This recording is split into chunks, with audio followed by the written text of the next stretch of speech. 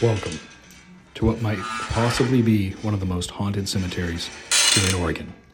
This is the Lafayette Pioneer Cemetery, just off of Highway 99, past the wine tastings and pumpkin patches, where time has stopped listening. You'll know you're close when your GPS falters, like it's unsure of itself, and the wind stiffens, like it's seen something it can't forget. A hill, a gate, or acres of stillness pinned to the earth like an old wound stitched in rust. This is the Lafayette Pioneer Cemetery, and Lafayette doesn't like to be forgotten. The graves here don't sleep. They remember. They remember Hernita Hodges, the first child buried here, after her family limped into Oregon by wagon. They remember the Bickerstaffs, who brought civilization, and with it, disease, prayers, and violence.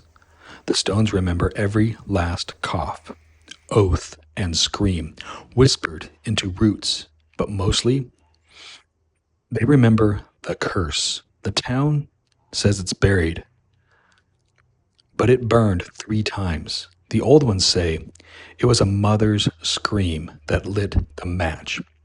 November 1887, Richard Marple, convicted of murder, hanged by the neck till justice claimed his last breath. But it wasn't his death that echoed.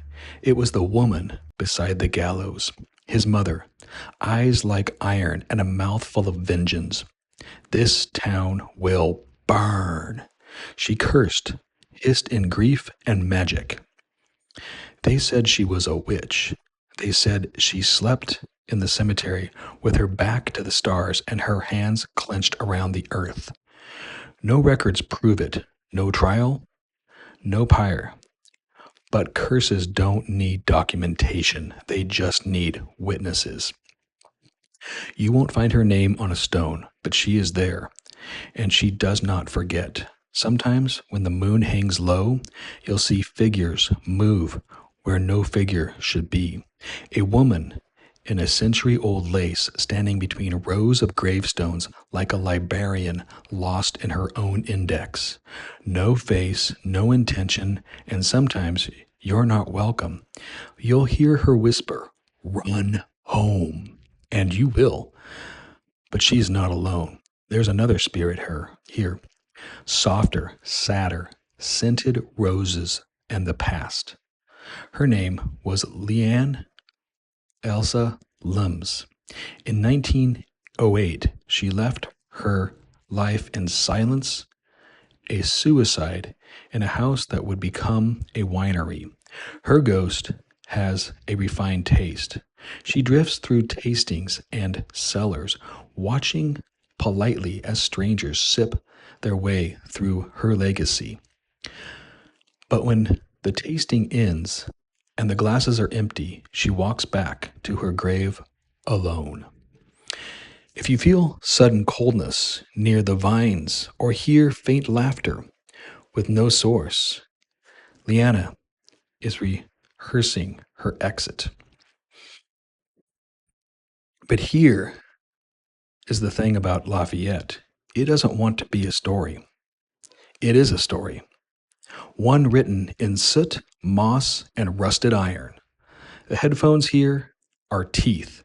The earth beneath is a mouth that never stops chewing. And you, tourist, skeptic, ghost hunter, lost romantic, you are a temporary echo in a place that has become its own memory.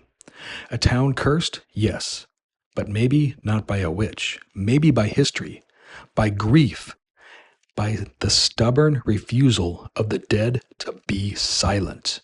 Because here is the secret. Sometimes hauntings aren't ghosts. They are wounds that won't scar over. They are love that never got a proper goodbye.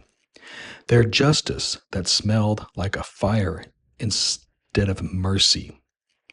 So if you go kindly, step lightly, and for the love of whatever gods still answer prayers, if you hear someone whisper, "Run home," then you better run.